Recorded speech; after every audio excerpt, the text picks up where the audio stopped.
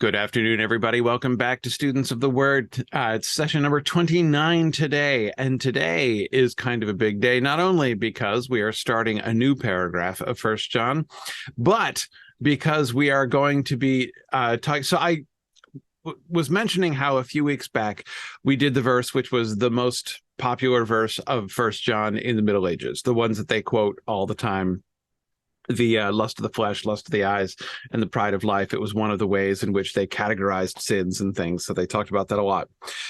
But today's verse that we're going to be focusing on is one of the ones. I don't know that it's exactly the most famous verse of First John. I don't think it is in the modern world, but it's a sort of a particularly notorious verse of First John in the sense that, as I mentioned last time, whenever people start learning about the Antichrist, or they're reading alarming books about the Antichrist or something like that, and they want to, they get on their online Bibles and start searching for verses on the Antichrist, this is the one that comes up, because this will be the first one that comes up, because it's indeed the only verse in the New Testament in which the word Antichrist is used. This is where the phrase, where the word Antichrist comes from.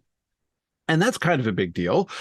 So let's figure out. We're going to talk about the last days and the Antichrist today. So that has to be exciting. So let's definitely talk about that. So, all right. So we're moving on to a new paragraph officially. We started moving on to it last time, but we ended up really finishing up the previous one, the previous paragraph last time, concerning which I have no regrets. But okay, so we had our first paragraph.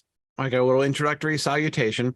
The second paragraph, in which we introduce the primary concept of God is light and in him is no darkness at all, not to mention that pattern of if we say this and yet do this, we lie and do not practice the truth. That is and the way that pattern gets repeated multiple times. And then we got the second version of that, right? With the coming to know him and keeping his commandments part. Then we got the new commandment, which then combined with the third version of that, right? If you say you're in the light and hate your brother, then you're in the darkness until now. Then we got the poem, right? We got we interrupt this already very poetic prose letter to give you a poem in 6 lines, and we discussed that. And then, of course, what we just finished was where he segues from there about the world and the Father and how those two things are related to each other. And at the very end of that, we were looking at the one who does the will of God abides to the age. And we were talking about to the age. And that is what springboards us into today, this abiding to the age and this concept of the age and the way in which it seems that this Greek expression, which means, eternally, perpetually, continuously, seems to be combined in the messianic imagination of the New Testament writers with the messianic age, right through into the next age, into the messianic age, and to be less. So it's still a time word in a sense, but it is certainly not about continuing on from here, like in our current state or anything. It really is about the shift towards the age to come. And again, just to make it clear that abiding to the age means that age, right? That final age. He then transitions into our next paragraph. Now, a little footnote here, by the way, we're not going to talk about this today. But a little conversation I'm hoping to have with you guys later on. Well, I'm planning to have with you guys later on. I'm not sure exactly where this paragraph ends. I'm not sure if this upcoming section is 2 paragraphs or 1 paragraph. The 3 verses I have here would be the shorter version, like if it's 2 paragraphs. But I'm not sure, like verse 21 and following is that part of this idea, or is it not part of this idea? Verse 21 begins with grapho again, like I write, I write unto you because, and that's been an opening gambit of his so far. So that's one of my number one inclinations, like trying to read his rhetorical cues. That it sounds to me like the start of a paragraph, but I'm not 100% sure. So we'll discuss that. This is either another short paragraph like we've seen, or it's going to be a much longer paragraph. But that's not, I'm not going to worry about that today. Today we're starting the paragraph. So, children, it is the last hour. And just as you have heard that Antichrist is coming, even now many Antichrists have appeared. And from this we know that it is the last hour. I told the story about how, when I first started learning about the prophecies of Antichrist in the whole concept of the coming of Antichrist, when I was in high school, I found this verse, looked it up, found this verse, and I was just like, I don't know if I was more puzzled or disappointed when I found this verse, because I was like, just as you have heard that Antichrist is coming, I'm like, yeah, okay, here it is. And it's like, and now there are Antichrists all over the place. And I was like, that's not, I think, how I was told it was supposed to work. Right? That's not it. And then not only that, but it is though I didn't think about it this way at the time, of course, it's a classic 1 John kind of sentence, which seems circular, like it just circles around and what is the point of this sentence? It is the last hour. That's the thing that he's declaring. Children, right? He even addresses us in this way, right? Children, I've got an important thing to tell you. It is the last hour. Okay. All right. Good. Tell us more about that. And then in the end, what does he come back around to? Therefore, in conclusion, it is the last hour. I'm like, you said that. What? Okay. It's the last hour. And so therefore, it's the last hour. So what's going on here? What's he doing? So the first thing we can see, and we can see this even in the English, right? You can see the structure of this. You can see the structure in this sentence, right? Children, it is the last hour. And just as you have heard that Antichrist is coming, even now many Antichrists have appeared.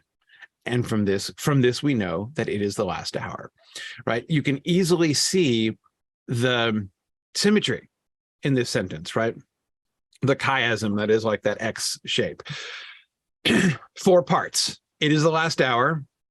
Antichrist is coming. Antichrists have come.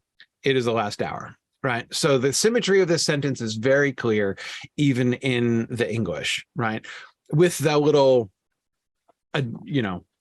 tag at the beginning addressing us, children. It is the last hour. So, okay, what's going on? So first things first, let's talk about paideia, because we spent some time talking about this before relatively recently in the context of the poem, right? So there are 2 words that he has used. And again, this is not even visible in most English translations. Children, my little children. So sometimes there's a differentiation between children and little children in English translations, but again, it's not something that's going to jump out at an English reader generally. But we know they're the 2 Greek words that he's been using, teknia and paideia, right? So we were particularly noticing this during the poem, as I said, because it's one of the 3 groups that he's addressing, right? I am writing to you, little children. I am writing to you, teknia, right? At the beginning of the poem, and then in line 1, and then in line 4.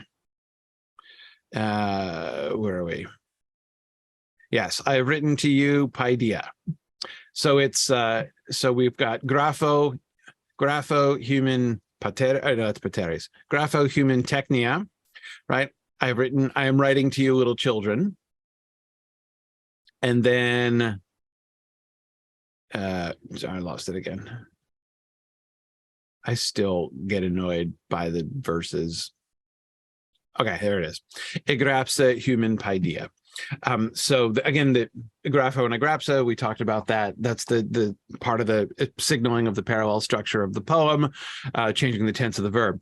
But technia and then paideia. And we talked about this. It's still a little bit unclear to me how significant the difference is between these two things. Like, is he really conveying something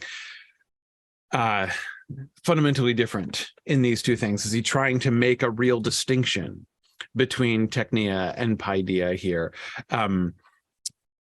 It's interesting because of the way in which the poem, the entire shape of the poem is based on parallel structures, right?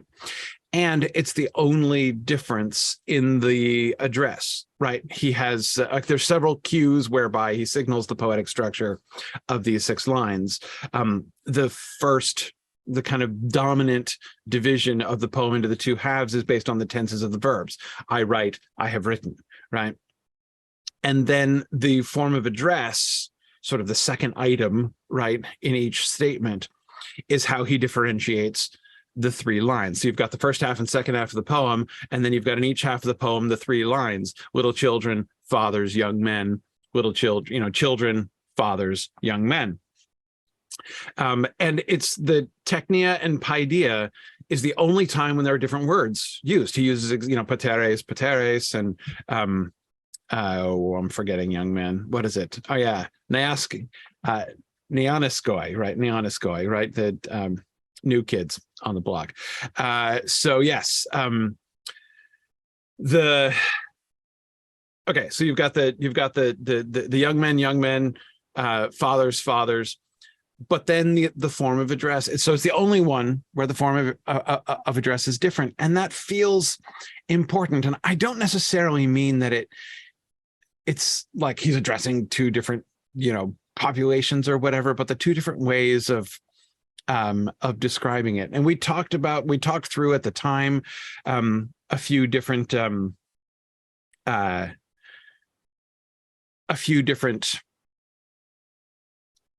way, we were looking at ways in which it was used in the Septuagint, right, in the Old Testament Greek translation, trying to understand what were the connotations, right? What was the significance of technia and paideia? Technia seems to be something that's used a little bit more affectionately, like as it's like a diminutive, right? Like an affectionate diminutive. Paideia is a little more technical, like it just means children. Like technia be like, little kiddos or something, right? Whereas paideia is just like children. But I don't want to lean too heavy into that either. So I don't know. In part, I'm still wanting to look at more, like gain more evidence here to see if a pattern emerges. But anyway, so I don't necessarily want to lean too heavily into that, though it's the second half of the poem that's paideia. Anyway, okay. Sorry, just another more like little tiny data points trying to understand patterns here. It's the second time he's done this. That is, if you count the poem sort of in the middle, doing both. He used technia early on, beginning of chapter 2, and now he's using paideia afterwards. So even if you look at the pattern, the larger pattern in the epistle surrounding the poem, it works in the same pattern: technia first, paideia second. I would not put it past John, by the way, to be thinking of anybody who writes poetry like he just wrote there that we were just glancing at again. Poetry of that kind, poetry with those kinds of techniques, they think that way, right? Like that is the development of these kinds of parallel structures, that's how they think, right? That's how they, it's the establishment of multiple parallel but differentiated parallel forms. I mean, not only is that like Hebrew poetry, but it seems to be how John thinks. This is the kind of stuff that we've been looking at all the way along. Anyway, so I would not be the least bit surprised to find that there were some kind of pattern in the way that he was structuring even these different forms of address. Be an interesting thing to look at as we get further into the book, to see if we can see a structure there when he turns and addresses the readers of the epistle as children, my little children. Anyway, so I'll set the Technia Paideia question aside for now, and we'll just continue to look at that pattern. But let's not get so lost in that we just miss the significance here. He's pausing to address them as children again at this moment. It seems significant in a couple ways. On the one hand, in the context of talking to them about the mere statement, little children, it is the last hour, right? He is putting the context of his statements about the end times, right? Escate hora, the last hour, the last time. He's making a statement about the end times, and he is making it literally as to children, right? He's addressing them as children. So by using that word paideia, there's this sort of general sense in which he is, being like, okay, children, right? Okay, like it's Sunday school, it's like the children's message, right? For those of you in traditions that do this sort of thing, right, where the children are called up and the pastor gives a little mini sermon to the children right before the main sermon. It almost has that kind of air to it, right? Children, it is the last hour. He asserts this like parental role, or at least like adult to child, if not parent to child, at least adult to child posture at the moment that he's going to talk to them about the end times. And that seems significant, right? As if he is drawing attention to their naivete, right? The limitations of their knowledge and understanding, right? I'm going to explain to you as to children about the end times and what's happening here. And again, I don't mean that in an insulting way, but he does that would seem to be one way to understand why he whips out this form of address here, why he prefaces this statement with the paideia address. So that's, but there's an irony here, right? And the irony comes from the previous sentence. And the world is passing away, and the desire of it. The one, however, doing the will of God abides to the age. Little children, it is the last hour. So the little children whom he's addressing are presumably many of them doing the will of God, in fact, right? And who are going to abide to the age. So there's this, again, think about the balance between the world and the Father, right? The world and God that we were getting in the previous paragraph that we've been discussing for several weeks now.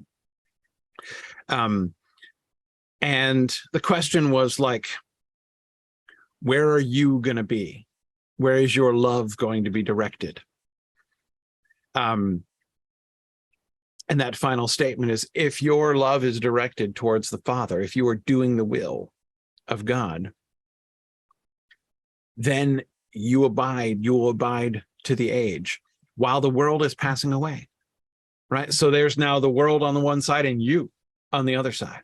The entire world is passing away. It's walking out the door and you are staying, right? You are greater and more lasting than the entire world. So it's just like elevating sort of thing, right?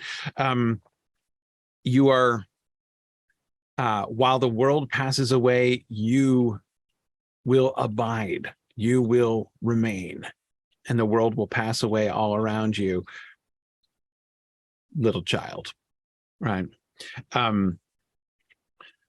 And that's really interesting. That seems to almost kind of balance those two things.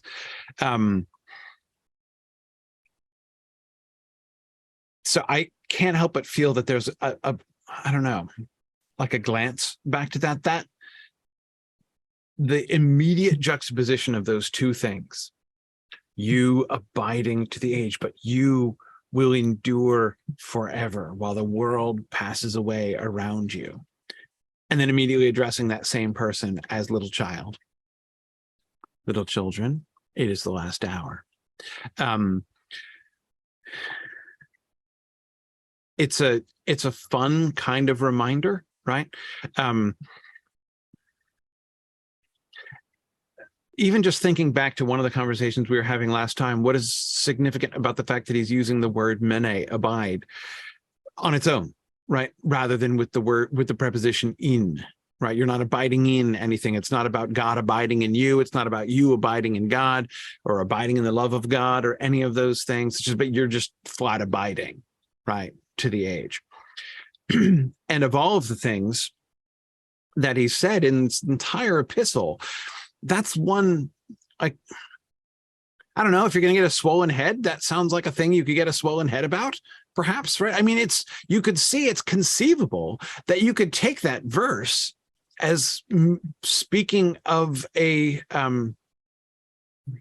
reward, right? Do the will of God, and you're going to be elevated, right? You're going to be made like unto a God. The world will pass away and you will abide, right? All you have to do is just do the will of God and all of that can be yours. I'm not saying that that's what he's saying, right? And, maybe all of us are too good, too many of us are good Protestants to even think that way. We've been trained not to think that way when we read the New Testament. But you could see how that statement in itself could almost sound that way, right? And there haven't been too many things that he's been saying that have had that independently elevating, like making a huge deal out of us kind of thing. But this conceivably could do it. And he immediately follows up with paideia, children, little children.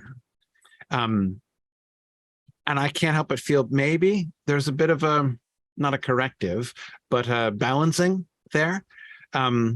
Even a kind of contextualizing of how we're going to be abiding to the age as little children. I assume, I don't want to get distracted and look this up right now, but could one of you look this up for me? Paideia, this is the word, or is this the word that, like when Jesus says, suffer the little children to come unto me? It's paideia, right? When he says you must become like when he puts a little child in the middle, right? And says, unless you become like this child, is paideia, is that the word he's using, right? That sense of, the childlikeness of people in the kingdom of heaven. It feels to me like he's kind of reasserting that sort of concept here, in part. Yeah, it's the word. Okay, good. Is it paideia? Is it the sort of, because paideia is kind of diminutive too, Randall, you were saying? Paideia, right? It is exactly paideia. Okay. Yeah. So when Jesus says so he's saying suffer the paideia to come unto me, right? Okay. All right, good. So it is then very possible that exactly that moment in Jesus's teaching might also be being recalled here. Okay, all right. So pais means boy or girl, and paideia is the diminutive form of that. Okay, okay. Great. Okay, so yeah, so maybe it's in this way a sort of, if not corrective, exactly reminder, right? Contextualizer, right, of how we're living forever. And of course, there's a particular irony, glancing back again, the way in which it could sound like some sort of apotheosis, right? The world is going to pass away, but that's okay. You're going to become a god, remaining even though the world has passed away. But that would be a kind of ironic thing to say, literally one sentence after practically quoting the temptation of Eve, right? By the serpent, right? No, and it would be good to be wise and to be like God, right? And then he seems to be promising that we're going to be like God at the end of this paragraph, right? I mean, at least, again, you could understand somebody who thought that way, right? Reading this. And then he comes with paideia, little children, right? Little children, this is not about apotheosis. This is not about you exactly becoming God. Okay. So, little children, it is the last hour. And my understanding is that hora, when is hora used? Where do we get hora? Right, yes. Healed in the self-same moment. It will be given you in that hour what you shall speak. Right, the hour is already, right? The time is now past. Okay, at that time is coming at the hour when, right? Behold, the hour is at hand. At that time, Jesus said, right, it is already late. If it were possible, the hour might pass. Okay, the hour has come at the 9th hour. So there's an example in which it's being used literally in the sense of the modern word hour, right? Like the 9th hour of the day, the 9th 60-minute period of the day, counting from dawn, which would be like 6 a.m. ish, right? So that's why tradition says that Jesus died at 3 p.m. But most of the time, sometimes you get at the particular time of day, outside at the hour of incense, for instance, here in Luke 1. A lot of times it seems to be pointing to a particular time, like at that hour, in that same hour, at that very time, in that moment, the hour had come, right? And those things are not, that's clearly not just referring to a 60-minute span of time, right? Whereas at the dinner hour, that is probably referring in that way. When the hour had come, yeah, it was the 10th hour, right? There's the time measurement one again. Right, my hour has not yet come. Now let's look at John here for a second. It was about the 6th hour. Yeah, but an hour is coming and now is, right. I say to you, an hour is coming, for an hour is coming. His hour had not yet come. Yeah, it's a lot of that. Yeah, but an hour is coming. Boy, Jesus uses that a lot in John, doesn't he? And when their hour comes, because her hour has come, an hour is coming. Behold, an hour is coming. My goodness, yes, Father, the hour has come. Interesting. Yeah. So sometimes it'll be talking about a period of time, not like an epoch, right? But a short period of time, a particular moment, a significant moment, and sometimes like a clock hour. Okay. So when he says it is the last hour, by using an adjective, any adjective, honestly. It makes it sound not like but the time is coming, right? His hour had come. By talking about, not just any adjective though, by talking about the last hour, the escate hora, we're talking about the last in a sequence of hours, right? Which means it doesn't sound the same thing about it doesn't sound like this. It doesn't sound exactly like an hour is coming when, right? Like the time, the appointed time, or something like that. Because it's like the last one. I mean, I guess you could say like there's going to be a bunch of significant appointed times, and I'm talking about the very final one of those, right? But that seems pretty weird way of saying that. It seems likelier that he's talking about hour, hora, as this sense of hours. Now, I assume he's speaking metaphorically, not literally saying it is the last 60-minute period at the time that he's writing this, as it presumably is going to be a different 60-minute period when his readers hear it, right? So he's clearly using the word hora metaphorically, but it seems to be a clock metaphor. It is the last hour, like the 6th hour, the 9th hour, the last hour of the day, right? So the day is in its final hour. It is the last hour. I assume that you would say that in the hour before dawn, right? I mean, the first hour of the day is the dawn hour, because they were sensible about how to tell. This is how I measure time too. Sorry, I'm somebody who I work nights most of the time. I'm a generally nocturnal kind of person, and people who insist that it is the next day when it strikes midnight, it really annoys me, because I'm like, no, it's not. It's still Tuesday until dawn, because it's my work day. Like, it's my Tuesday work day that extends until mostly dawn on Wednesday.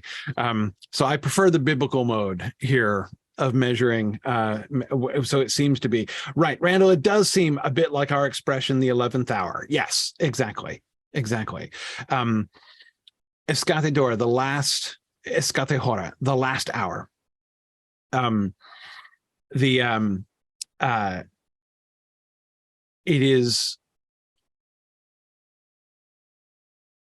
yeah, it's the very, but I think also, since the first hour of the day is dawn, at least that seems to be the case, based on those, like the 6th hour, the 9th hour, those other references that we get, especially in the Gospels.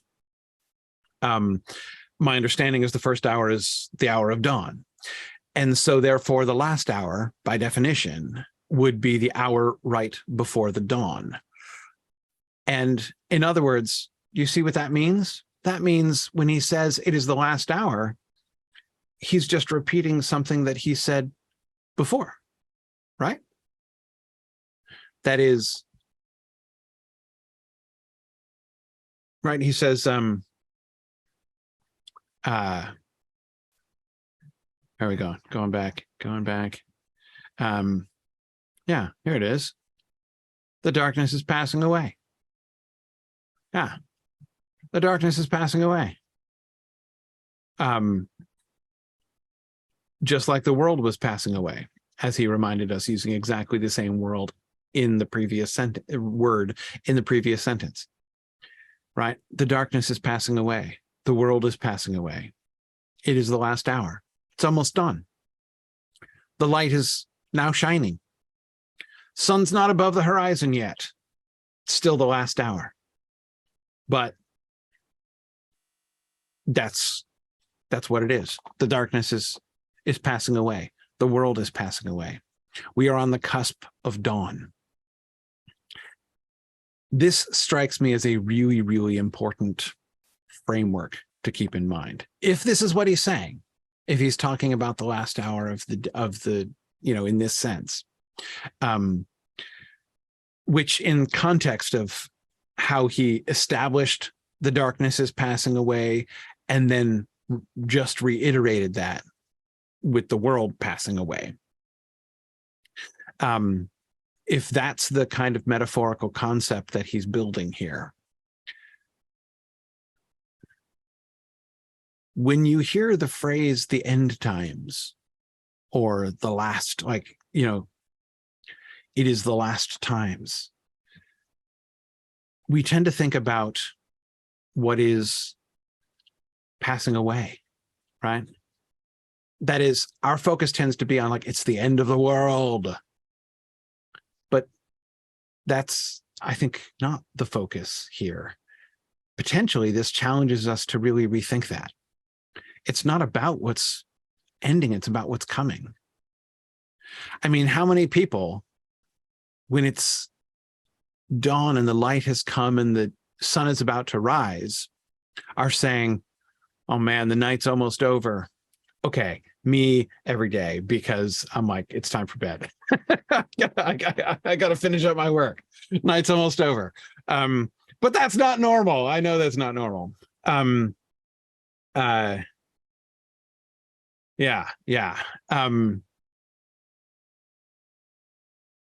Yeah, and Aiden, I don't know that. I don't know if the timekeeping, the contemporary timekeeping there in the first century would reset the number at both dawn and dusk. Like, did you have the last hour of the day separate from the last hour of the night? I don't really know. I don't really know that. But the last hour of the day, like sunset, the hour of sunset, doesn't fit the imagery which was just re-evoked, right?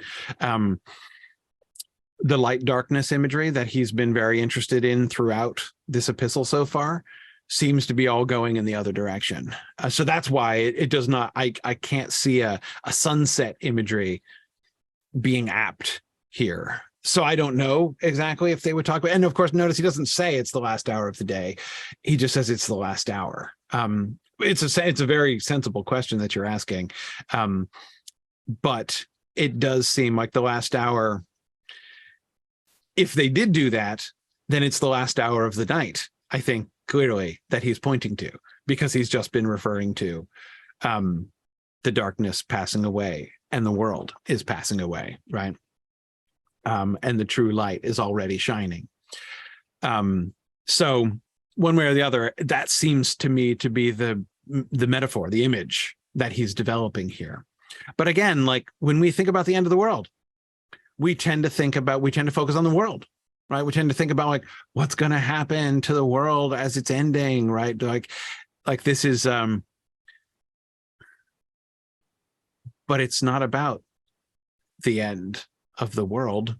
Yeah, the world is passing away. That's not important right now. What's important is that the true light is already shining. What's important right now is that the one doing the will of God abides forever, abides to the age. It's about the transition to the age. The transition to the age is what matters, right? The age is coming. That's what the last hour means. The last hour means the wait is almost over. The sun is almost risen. It's been a long night. It's been a long night. The world has had a good run ever since, Genesis 3-ish, right? But the night is almost over. It's the last hour. And Kai, as you have heard that Antichrist is coming, kathos. Tell me about kathos. So kathos is an adverb, right? Introducing this adverbial phrase, as you have heard that Antichrist is coming, even now. So as you have heard, even now, Antichrist has come. So it's like a just as sort of concept here. Just as this, even so that. So is that kathos kainun? Is that a thing? Like, is that a pairing? Like, we do a lot of that kind of pairing, like right, even as, how, as, when. Okay, yeah. So even as, so we're supposed to couple these two things together. Is this? Yeah. Do any of you know if that's a a common structure. Kathos, one thing. Even now, or even so, this other thing, right? Like I'm going to introduce this one thing to give you the framework to understand the next thing. Just as this, so this, right? Is that that seems to be the structure.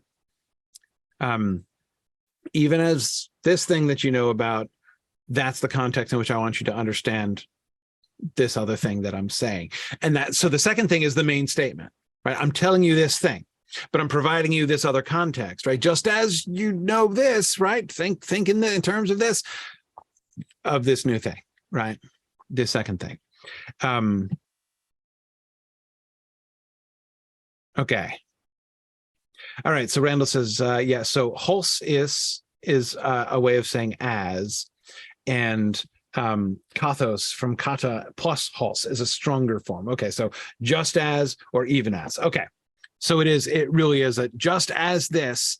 So the main thing I'm telling you, right, which comes after the kai here, the main thing I'm telling you is just like this other thing. Okay.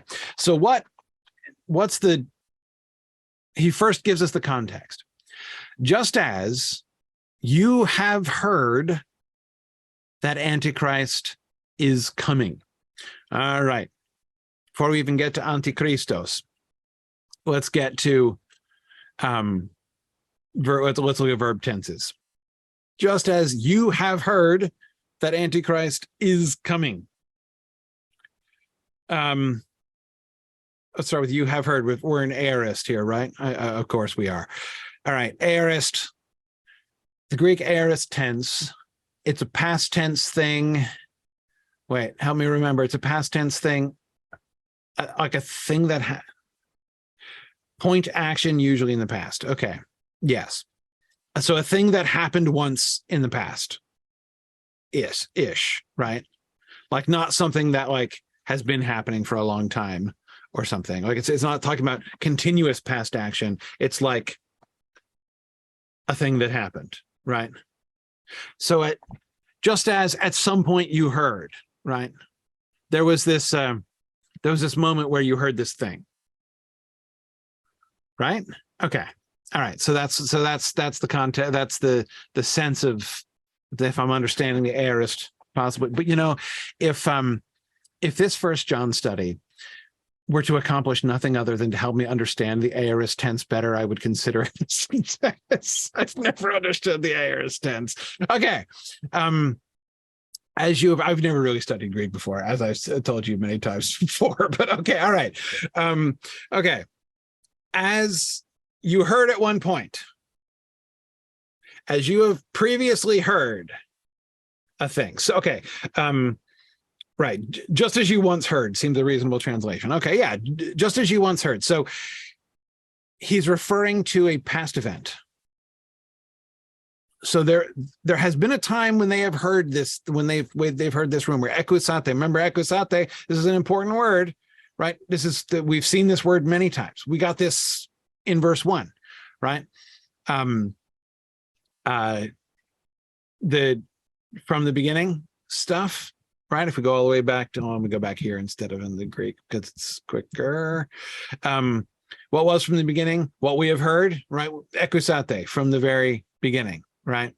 The word of life stuff we have been hearing about in that way, and we've been hearing other things as well since then. But just as you have heard. You heard in the past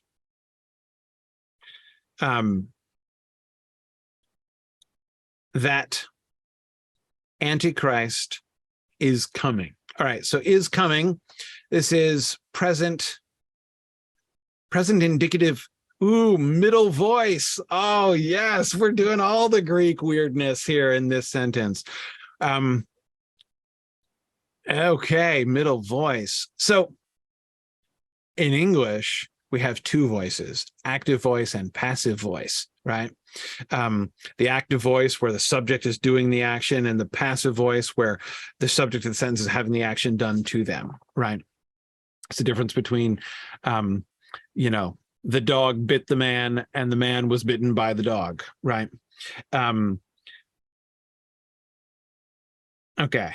Aiden says, I think it's one of those verbs that's always middle passive, even though it corresponds to an active meaning in English. Okay. I'm always a little dubious about those. Right. There is no active form. Yes. Right. Well, when I say dubious, I always wonder why. That is, I understand. I mean, I know in other languages that's the case, that there are some verbs that seem always to take a passive voice, even if we translate that concept in the active voice in English, and that it's correct to do so. But I can't help but think, like, what does it show us about how the people who used that other language, how they look at things differently, that they chose? I mean, they have active constructions. They could have used an active construction, but this concept, this verb, this thing is something which to them seemed like, no, passive middle is the only way to talk about this, right? We could use an active construction, but we're not gonna. Why? Like, always feel like there's something contextually,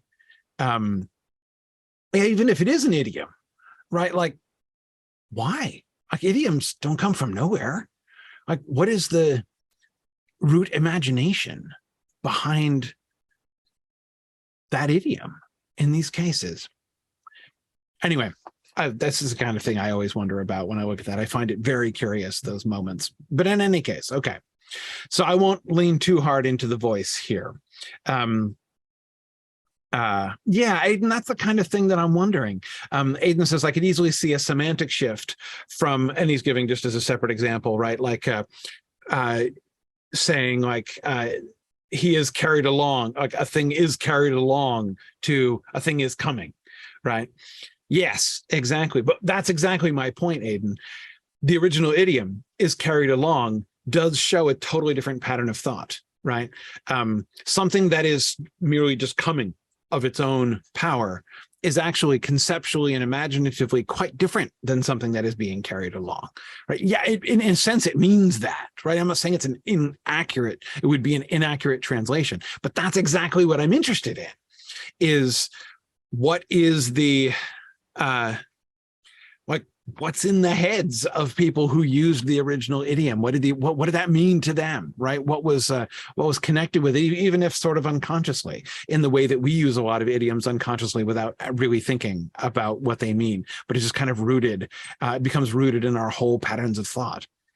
Sorry, it's probably a little bit too much to try to tease out of this word in this particular context, so I'll leave it be. But anyway, that's just say that's why I'm always interested in those things. Anyway,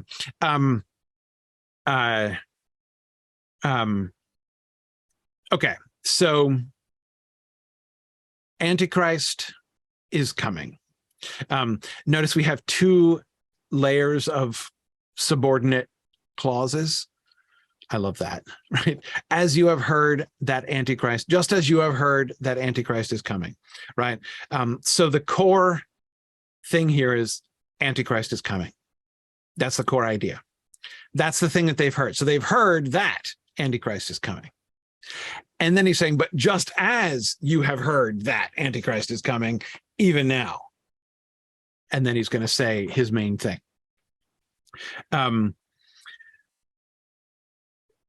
Yeah. Okay. So Antichrist. Well, hang on. Coming. I was focusing on the tense, but didn't get erketai. Where do we use erketai? How does that come up? Let's see. False prophets who come to you in sheep's clothing. The virgins also came. So this is coming? Is erketai by any chance like more or less the opposite of paragatai? Kind of sounds like it.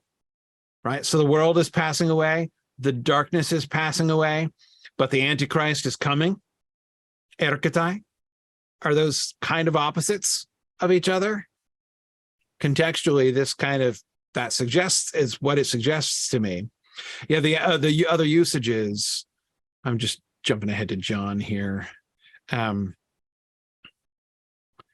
Right, all men come to him.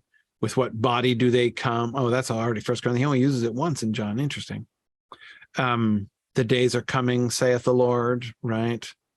They came to a place. They came to the tomb.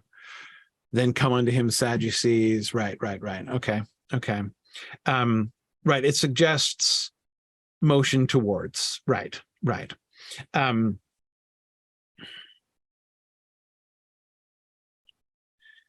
Okay.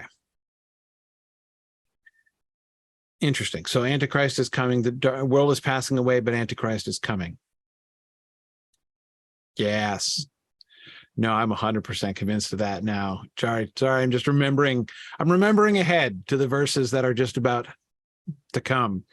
And remembering ahead, I am 100% convinced that Erketai is supposed to remind us of Paragatai, coming and passing away. 100% convinced. Yeah. Okay.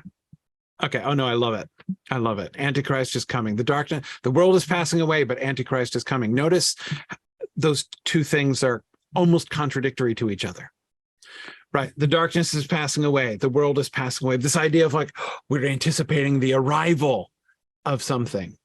And it is singular. Antichristos, singular. That Antichrist is coming. And that's the core idea. Antichrist is coming. Holy cow. Okay, hang on. So let's talk about Antichrist now. Been putting this off for quite long enough. There are some words, there's some terms which are really hard to distance ourselves from, right? A word or a phrase that has become so familiar to us that we don't even think about what it means anymore because it's just like a thing, right? It has settled into a concept in our heads. And the word Antichrist is that squared, right? Because the word Antichrist is a concept, right? That I think all of us have in some sense fixed in our minds as this eschatological big deal figure, right? The one who is the Antichrist, a sign of the end, right? This great tyrant who will pose as Christ and draw the worship of many, major sign of the end of the world, right? It's just, we have this idea, right? Lots of books been written about Antichrist in this sense. So we have this concept. But not only do we need to distance ourselves from all that, because we're going back to the source, right? This is the thing, whenever you're going back like this, you can't let, or you have to try not to let all of the framework that's been built up on this word influence our reading of the word itself, right? Not to read back into this word all the stuff that's been built on the foundation of that word, right? So that's a major challenge with the word Antichrist. But as I say, there's an additional challenge because we have the same problem with the word Christ, right? Another one of those phrases that we read all the time so often that we stop even thinking of it as a thing is Jesus Christ, right? I mean, that sounds like Jesus's last name, right? And I know that's like the old joke, but it's true. I mean, I think I try in my head when I read the word Christ, Jesus is the Christ, to just translate it to Messiah in my head, or even like anointed one or something like that, because Christos, again, it loses its it loses its sense. Again, because so much has been built on, like that word, like to say Jesus is the Christ means so many things, but not all of them things that it would have meant to the first century audience. It refers to, I mean, you think about the word Christ and Christian and Christmas and everything else that has been kind of built on that world, on that word. Anyway, like, so we have that problem with Christ to begin with. And to even begin to think about what it means for something to be the anti-Christos, the anti-Christ, we have to first make sure that we're thinking about that properly, right? The anointed one, the anti-anointed one, which means, of course, like, what does that convey? If Christos is the anointed one, because we're going to get back to anointing pretty soon, actually, just a few weeks. We're going to come back to this question of anointing because John's going to explicitly raise that image, not in the context, not indirectly, by talking about Jesus as Messiah, Jesus' messianic status. He's going to talk about us being anointed, and he's going to use the word from which the word Christ comes and apply it to us. So I believe that that's very relevant here, this idea of anointing here. So now, again, folks who know, Aiden, that is exactly what Aiden just asked the question that I was just trying to formulate. Is it the anointed one, like the person who is against the anointed one, or is it the anti-anointed one, right? That is anointed one a unit like in parentheses, and then you put anti in front of it, right? Or which is how we normally think of it, right? We think of Christ, the anointed one, and then the one who is against Christ. That seems to be the primary meaning. But I was exactly wondering that other thing. Is this one the one who is like anti-anointed in some sense, right? Is it like that idea of anointing, which also, by the way, seems implied, at least in I think in the way that we think about it, right? He's the Antichrist, like the eschatological Antichrist, right? The Antichrist is anointed, but by Satan instead of God, right? That would be like the anti-anointed thing, right? He is anointed, but it's a blasphemous, sacrilegious anointing, just like the Antichrist is associated with signs and lying wonders, right? He'll do miracles, but they're evil miracles, right? They're miracles done by the power of evil, not by the power of good. But anyway, yeah,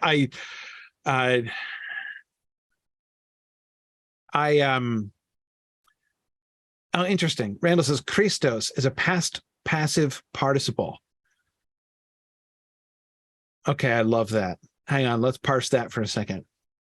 Right, so anti-anointing.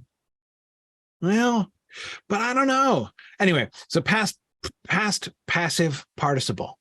Christos is a past passive participle. So past participle is a thing referring to something that happened in the past, right? So like if a past participle, like if you have burnt toast, right? Burnt is the past participle, right? It is labeling the thing as something that had an action done to it in the past. It was burned, right? That toast got burned. And so it's burnt toast now, right? And so that would be a past passive participle, wouldn't it? Because it was an action that happened to, it was the victim of an action. That toast, right? That bread was the victim of an action, the target of an action in the past.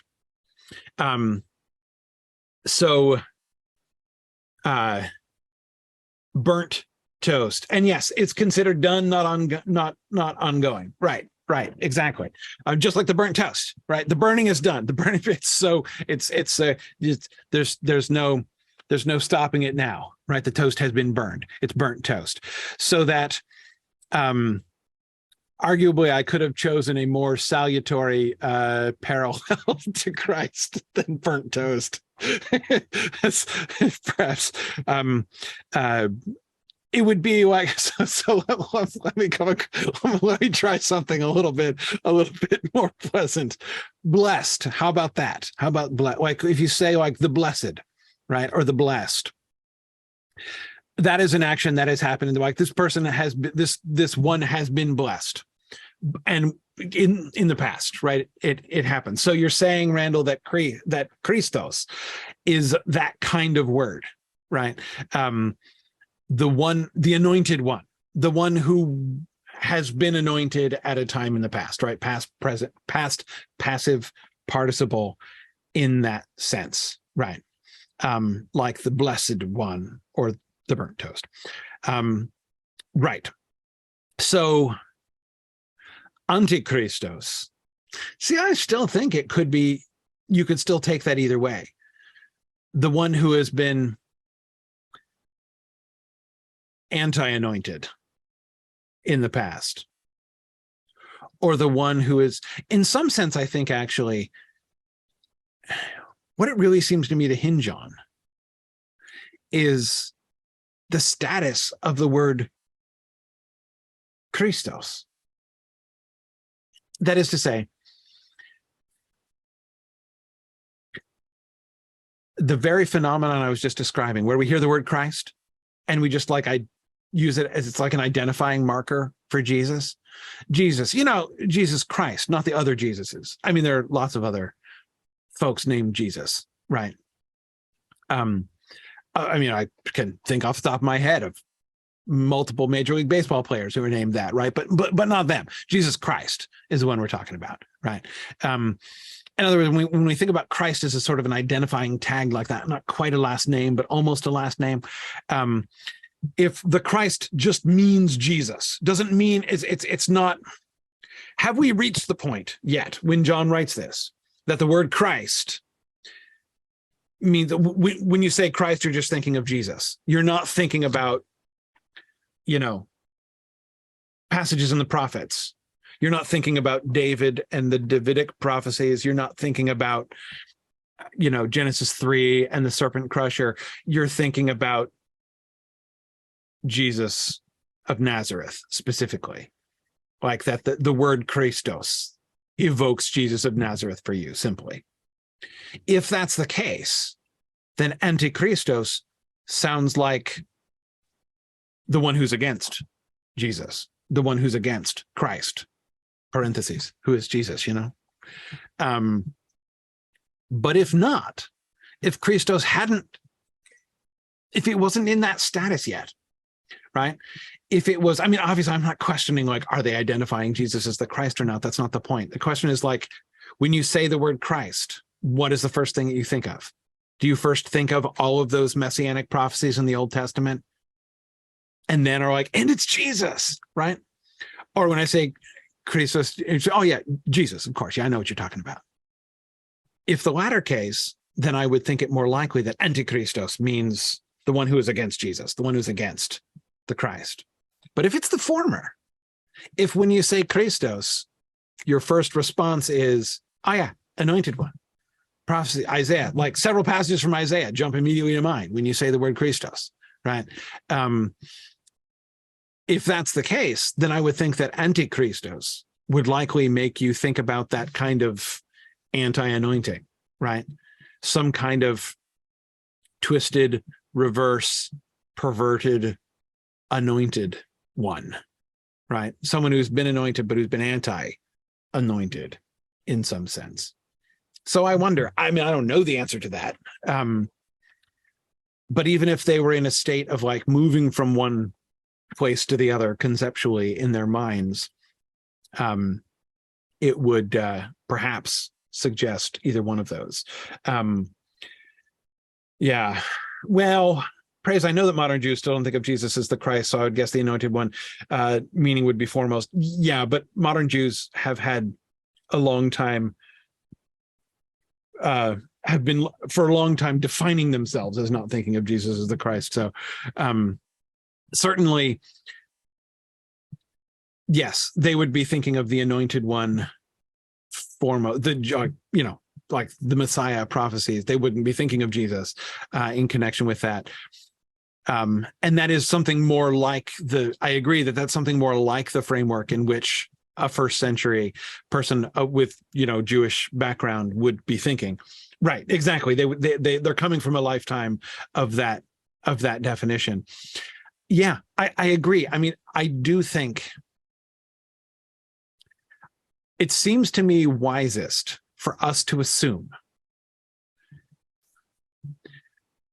when New Testament epistles refer to Christ or the Christ. Again, don't you normally? I know I do. When I'm reading Paul and I'm saying, and he says the word Christ, in my head I go like substitute the word Jesus in there. Like it's okay, it's right. He's a friend of Jesus, the Christ. When in fact I think most of the time he's making a point about like, I'm trying to define for you what the Messiah is and how the Messiah works, right? The Messiah has come. What does that mean? Let's think about Messiah. Now we've had these new things revealed to us about the Messiah and the kingdom of God. And this is what we're thinking about. And this is what we're not talking about. I mean, is he talking about Jesus? Yeah, of course he's talking about Jesus, right? But that's not the point. He could just refer to him as Jesus if he wanted to, right? He could just use the name, but he doesn't use the name. Instead, he's talking about the Christ. He's talking about Christ or the Christ. Anyway, I think it would be wisest and safest for us to assume anytime the word Christos is used in the New Testament, to think in terms of Messiah, to think in terms of like, I am making a claim, maybe a shocking claim, at the least an important claim, either identifying Jesus explicitly as like when they say Jesus Christ, Jesus Messiah, putting that out there, right? That's an that is a claim that Jesus is the Messiah. And when they just talk about Christ, when they just talk about Messiah, they're developing, what that means, right? Based on what Jesus did and taught and what has been revealed, through the coming of Jesus and through his teaching. So yeah, so I don't think we can safely assume that Antichristos, that again, Christos equals Jesus and simply, right? And so therefore, we just use the word Christos to refer to Jesus. And so therefore an Antichristos just means somebody who is someone who is against Jesus in some way. And once again, I'm remembering ahead to the next couple verses to come. And I think the more I think about it, though it seems weird, this idea of anti-anointing, unanointing, reverse anointing, I think is important here. I actually think that maybe it's the primary, maybe it's as often he's kind of keeping both of these two concepts together. But I think they're both operational. And I think we'll see within a few verses that they're both operational in John's imagination here, based on the structure he's going to go on to say. But we'll have to wait to try to convince you and myself more about that. But now let's back up and look at this statement. You have heard that Antichrist is coming. That is very interesting. That statement, you have heard that Antichrist is coming. And this is yeah.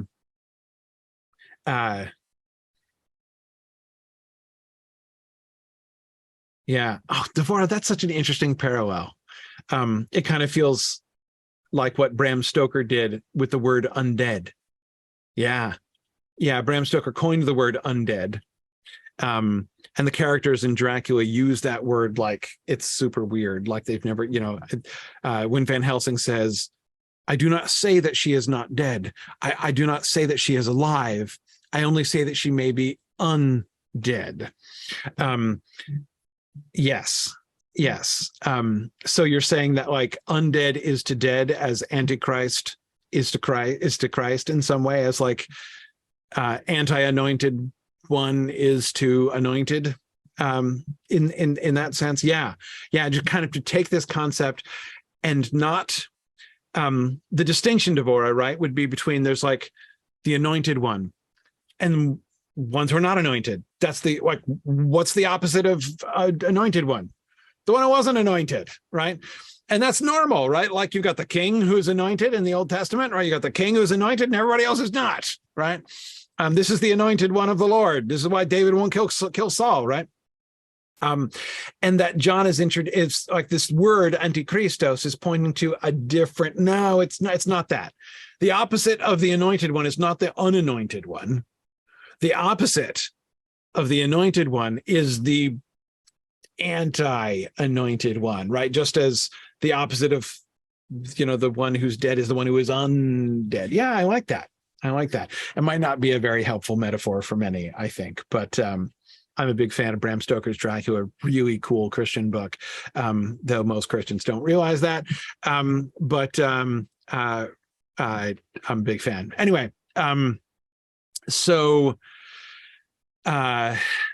but yeah, no, that's cool. That helps me, Deborah. I don't know. It helps you and me. I don't know how many other people it's going to help, but I do find that helpful. Okay. Anyway, but the statement, you have heard that Antichrist is coming. You have heard that Antichrist is coming. What's he talking about? That seems, now let me get back to the definite article, because yes, praise, it makes me wonder that too. Who, where'd they hear that from? And what exactly did they hear? John seems to be referring to a specific prophecy. It sounds like a prophecy. Sounds to me like a prophecy. Now, another question, Antichrist, singular. And some of you, Aiden, I think somebody was saying that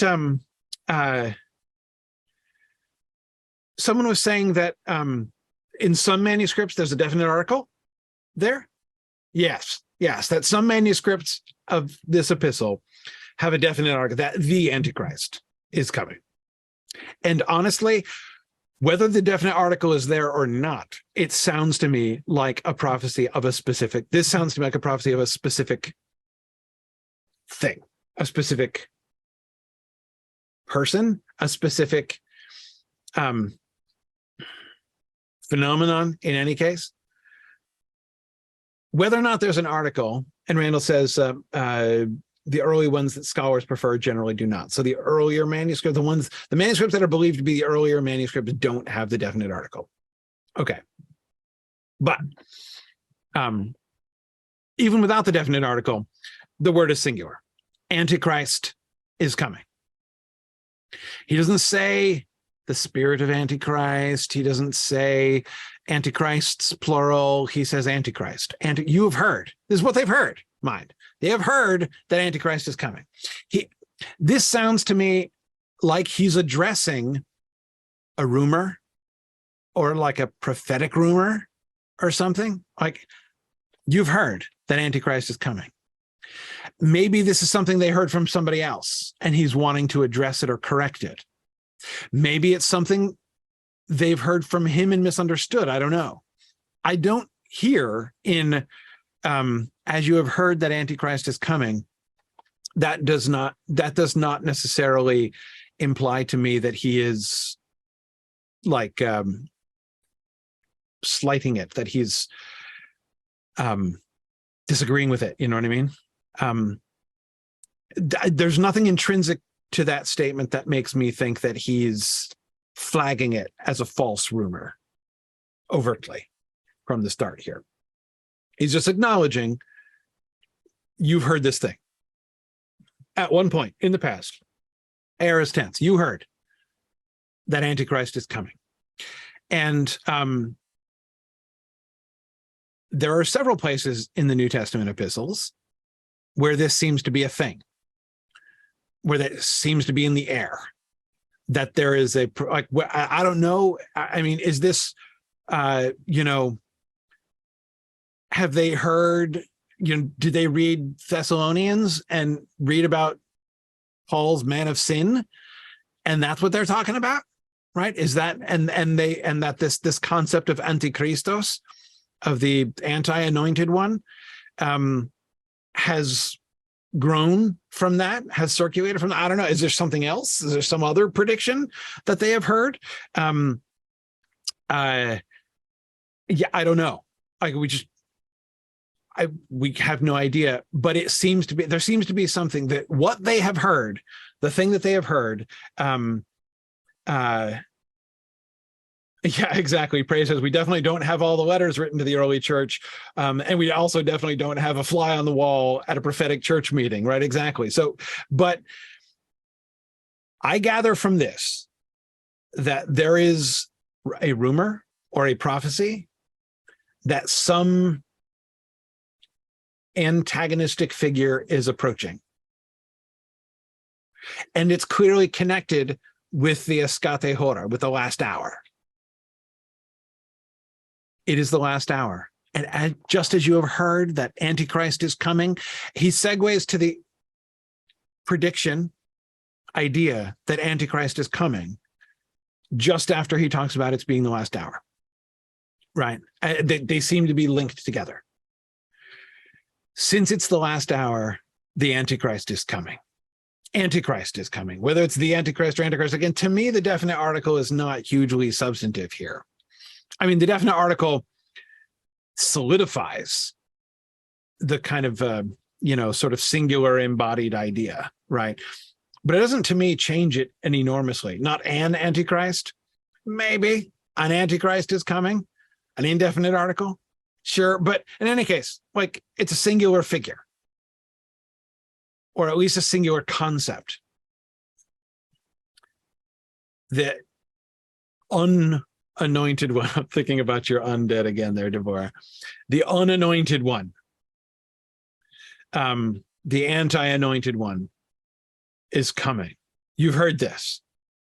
It's the last hour. And just as you have heard that the Antichrist is coming, and now we get the turn. Even now, just as you have heard this, that, yes. So you've heard this. He's not saying you may have heard this, but, right, I'm going to contradict that. That's not the structure of this. He doesn't say, you may have heard this, but actually, this is what's really going to happen.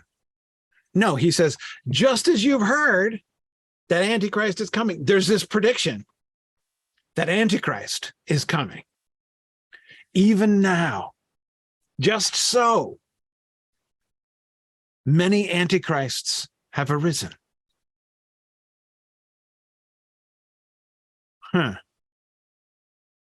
Antichristoi. Many Antichrists have arisen. Have arisen. What does that mean? I wonder. Where do we use that? Not often. Wow. One other place. Have become partakers? Weird. In Hebrews? All right, hang on. Let's see. If, however, you are of discipline of which partakers they have become.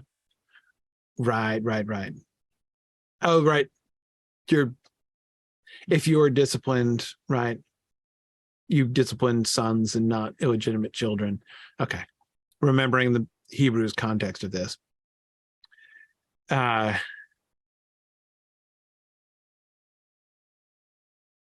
Of which we have all become partakers. Huh. Weird. So it's like vaguely become, have come to pass. Well, that concept of becoming is much more frequent in the New Testament than that. Okay. Yeah, it's just right. So the root word to come into being is all over the place. Okay. It's just that form that's rare. Fine. Okay. Came to pass, the stones be made bread, might become bread. Right, until all is accomplished in Matthew, right? Until all is fulfilled. Talking about the law there. Like not one jot or tittle will pass away from the law until all is accomplished, until all is become, all comes to pass. Yeah. Okay. Your will be done on earth as in heaven. It's in the Lord's Prayer.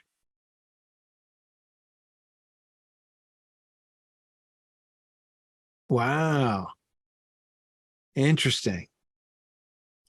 And it came to pass when Jesus had finished that, right? It shall be done for you. So shall it be done unto you. Wow, this is a complicated idea. There arose a great storm. Then it happened.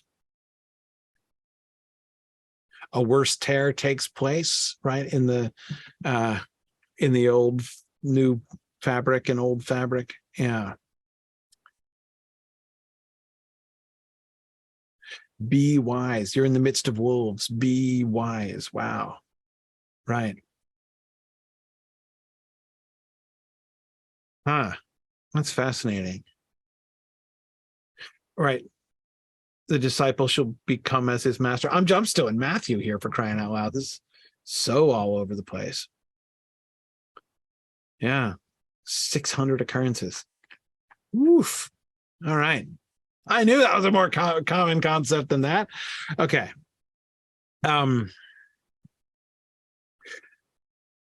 So not only does he shift to the plural, from antichristos to antichristos, but he doubles down by using the adjective many, poloi. Many antichrists. Let me make sure that you did not miss the plural there. Even now, many antichrists. So his shift from the singular antichrist of the predictions to the plural antichristoi of his statement is the first most emphatic thing, right? And then, oh yes, our verb is aorist again, isn't it? Perfect indicative active, past tense. Anyway, they have arisen. They have arisen. Many have arisen. You heard at one point that Antichrist is coming. Even now, many Antichrists have arisen. Perfect, active, right. The active, perfect. Present perfect. It's done. They have arisen. Yes. Yes. They have arisen. They have become. They have come to pass. All of those complicated, vague senses of gegonosin there. Okay. Even now, many antichrists have arisen. So have arisen corresponds to is coming, right? You have heard that Antichrist is coming. Many antichrists have become, have arisen, have come to be. Yeah. Yeah. The concept is one of becoming, of it's like a state of being, but it's shifting. Yeah. Yeah. Okay. Right. It implies a change in state, as Randall was saying. Right. Yes. They have arisen. Many antichrists have come to be. So whatever this Antichristos concept is, whether it's something that's against Jesus or whether it's something that is an anti-anointed one, a one who has been anti-anointed, well, now there are many. Many have become. Many anti-anointed ones have become, have come to be, whereby we know that it is the last hour. Why does he circle back? Why does he go back to where he started? It is the last hour. And it's like he knows as soon as he says it's the last hour, I know what you're thinking. I know you're thinking about the Antichrist now. Because I know you've heard this prophecy that when it's the last hour, the Antichrist will come. The anti-anointed one will come. I get that. Right? Doesn't it sound like that? It's the last hour. And just as you heard the Antichrist would come, right? Since it's the last hour, you know the Antichrist is going to come. But just as you heard, yes, exactly. Just as you heard that the Antichrist is going to come, even now, there are many, many Antichrists. Many have become Antichrists. Many Antichrists have become. Whereby we know it's the last time. That just proves it, right? There can be no question about the fact that it's the last time. Because look around. Those prophecies that you're looking for a fulfillment of have been fulfilled all the heck over the place, right? And so therefore, last hour, QED. Exactly, Randall. He's not contradicting the concept of Antichrist at all, but he's adding to it. I have to think that when he says Antichristoi poloi, many Antichrists, I think his audience is supposed to reel back and say, wait, what? What, many Antichrists? I think he's being provocative on purpose there. Many Antichrists have come. Yeah, Antichrist is coming. Let's talk about Antichrist. We know that it's the last hour. We know that the world is passing away.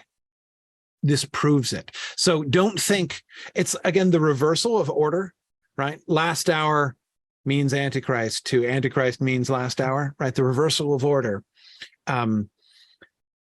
He's shifting the focus, shifting the attention. When I say it's the last hour, you think, oh, I'm looking ahead to Antichrist. I'm waiting for the Antichrist to come. If it's the last hour, then any minute now, Antichrist is going to be here. And he's like, no, guys, it's the other way around. It's the other way around. Many Antichrists have already arisen. Therefore, we know I said it was the last hour in the first place because we see Antichrists all over the place. Right. Yeah. Interesting, Randall. I was wondering about that. That word order is unusual. Would you normally expect poloi, the adjective, to be before Antichrist? Like, you would expect to read poloi Antichristoi? So when the adjective many is used, does it tend to be? I know word order is not as like I'm just curious.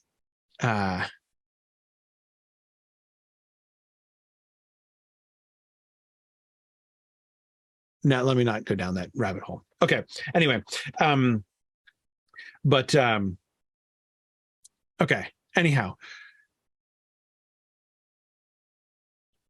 the point that I was making was the shifting of the sequence. Don't let the last hour, the idea that it's the last hour, lead you to think, oh, wait, let's look in. The Antichrist is coming. Rather, he says, first look around you. Notice that Antichrist has come. Many Antichrists have become, have arisen, have become.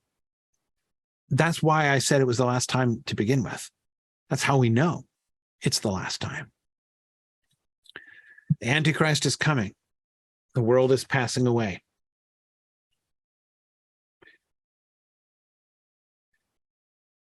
He's shifting the paradigm. What are we anticipating? What are we looking forward to?